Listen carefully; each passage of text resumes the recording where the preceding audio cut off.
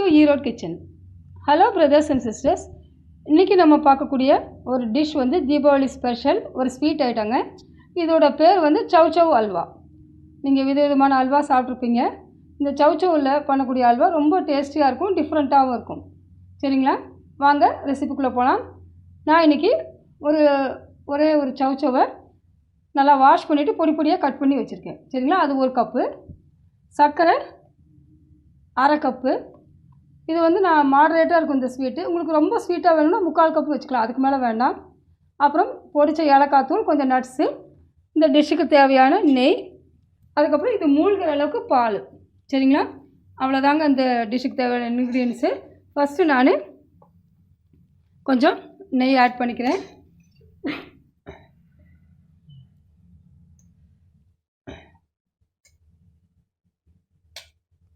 இந்த நெய் சூடான உடனே முந்திரியும் திராட்சையும் எடுத்துருக்கேன். நட்ஸு உங்கள் விருப்பங்க, நீங்கள் வீட்டில் என்ன நட்ஸ் இருக்கோ நீங்கள் பிஸ்தா பாதாம் என்ன வேணால் நீங்கள் ஆட் பண்ணிக்கலாம். இந்த முந்திரி வந்து கொஞ்சம் ப்ரௌன் ஆகட்டும்.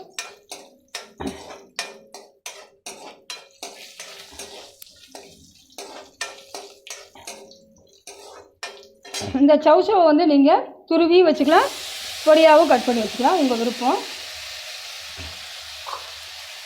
இதை நெய்யில் நல்லா கொஞ்சம் நேரம் வதக்கிக்கோங்க.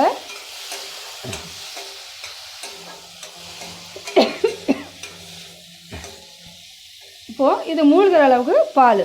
சரிங்களா, இதுக்கு ரொம்ப பால் தேவைப்படாது. நீங்கள் எடுக்கக்கூடிய குவான்டிட்டியை பொறுத்து நீங்கள் ஆட் பண்ணிக்கலாம். இந்த பாலில் இந்த சவ்வை வந்து வேக விடுங்க. ஒரு 5 to 6 மினிட்ஸில் இது நல்லா குக் ஆயிரும்.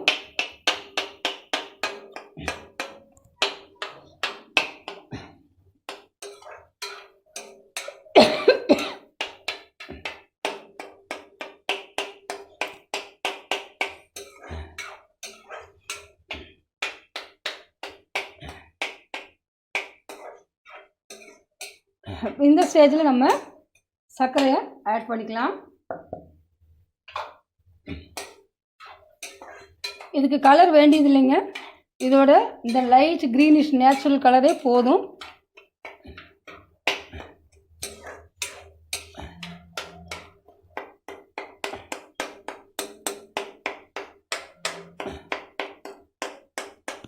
இப்போது இது குக் ஆகிட்டுருக்கிறதுக்குள்ளே இன்றைக்கி உண்டான டிப்பாக நான் உங்களோட ஷேர் பண்ணுறது இதோட ஹெல்த் பெனிஃபிட்ஸுங்க.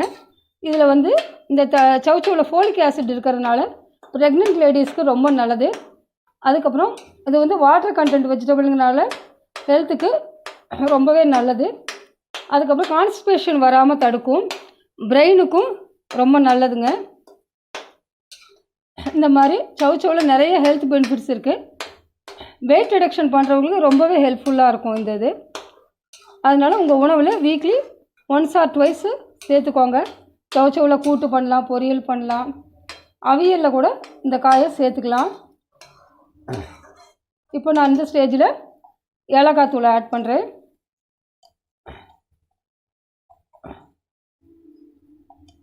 கால் டீஸ்பூன் ஏலக்காய் தூள் ஆட் பண்ணுறேன். இது நல்லா சர்க்கரை எல்லாமே நல்லா பிளெண்ட் ஆகட்டும். இதுக்கு ரொம்ப நெய் தேவைப்படாதுங்க, கொஞ்சம் சேர்த்தா போதும். ஏன்னா கோதுமை அல்வா அதுக்கு தான் ரொம்ப நெய் தேவைப்படும்.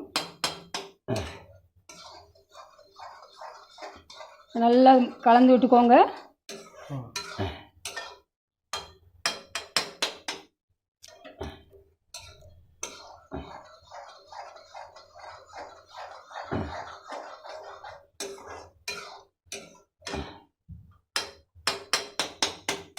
இன்னும் கொஞ்சம் நான் நெய் ஆட் பண்ணிக்கிறேன். முதல்ல கொஞ்சம் தான் நான் ஆட் பண்ணேன்.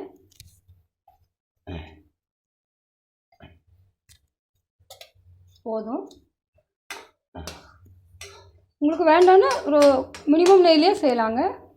ரொம்ப போட்டால் தான் நல்லாயிருக்கும் அப்படிலாம் கிடையாது.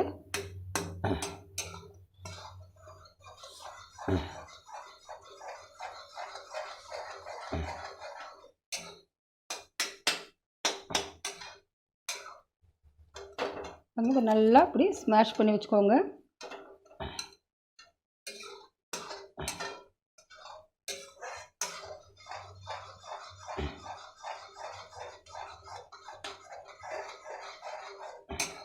பாருங்கள் நேரம் ஆக அப்படியே நல்லா கெட்டியாகிட்டு வருது.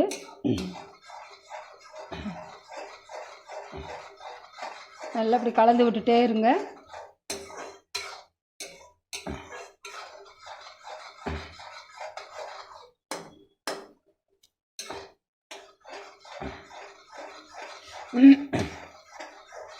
நல்லா கெட்டி பதம் வந்த உடனே நம்ம இறக்கிடலாம்.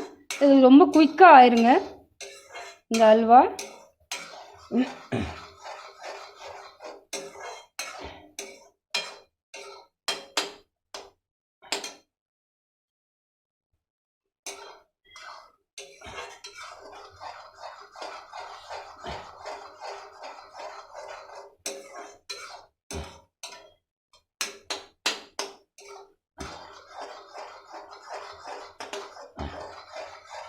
நல்லா கலந்து விட்டுட்டே இருங்க.